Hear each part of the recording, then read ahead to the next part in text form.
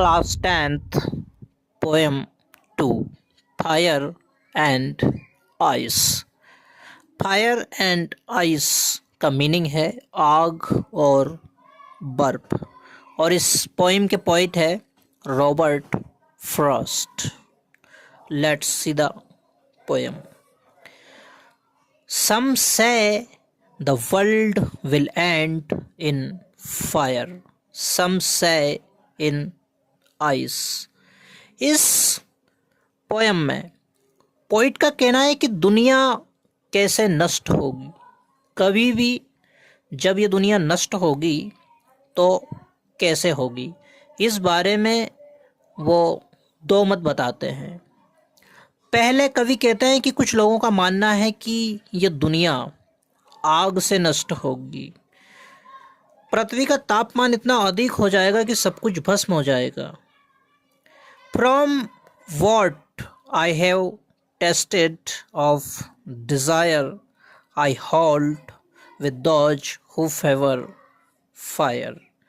यहाँ पे पोइट कहते हैं कि मनुष्य की असीमित इच्छाएं, मनुष्य की असीमित इच्छाओं को फायर बताया गया है, आग बताया गया है, और उसी आग से, यानी कि वो जो असीमित इच्छाएं है, जो लालच है, उसी की आग से एक दिन ये पृथ्वी नष्ट हो जाएगी। पोएट यहाँ पर स्पष्ट रूप से स्वीकार करते हैं, वह उन लोगों से सहमत हैं जो मानते हैं कि दुनिया आग से खत्म होगी। दूसरा पार्ट है पोएम का, but if it had to perish twice I think I know enough of hate. अब पोएट यहाँ पे कह रहे हैं, वो अपना जो ओपिनियन है, मत है, वो चेंज कर लेते हैं। वो कहते हैं कि पृथ्वी का विनाश बर्फ से होगा।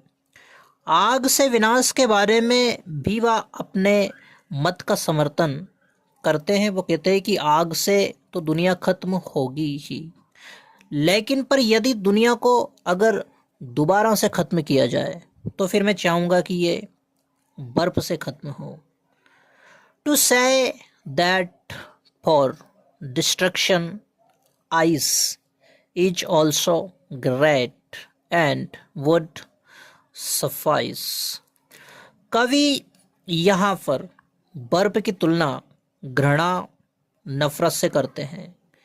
मनुष्य में नफरत की भावना से वह भलीभांति परिचित है, और मनुष्य के इस ज्ञान को ध्यान में रखते हुए कवि का मानना है कि बर्फ या मनुष्य के हृदय में घृणा दूसरी बार सर्वनाश का कारण बन सकती है। यानी कि पोएट कह रहे हैं कि दुनिया आग से तो नष्ट होगी, लेकिन शायद दुनिया को यदि दोबारा नष्ट किया जाए तो मैं चाहूँगा कि ये दुनिया बर्फ से नष्ट हो, यानी कि सब कुछ इस पृथ्वी का जम जाए, सब कुछ स्थिर हो जाए और ये दुनिया खत्म हो जाए।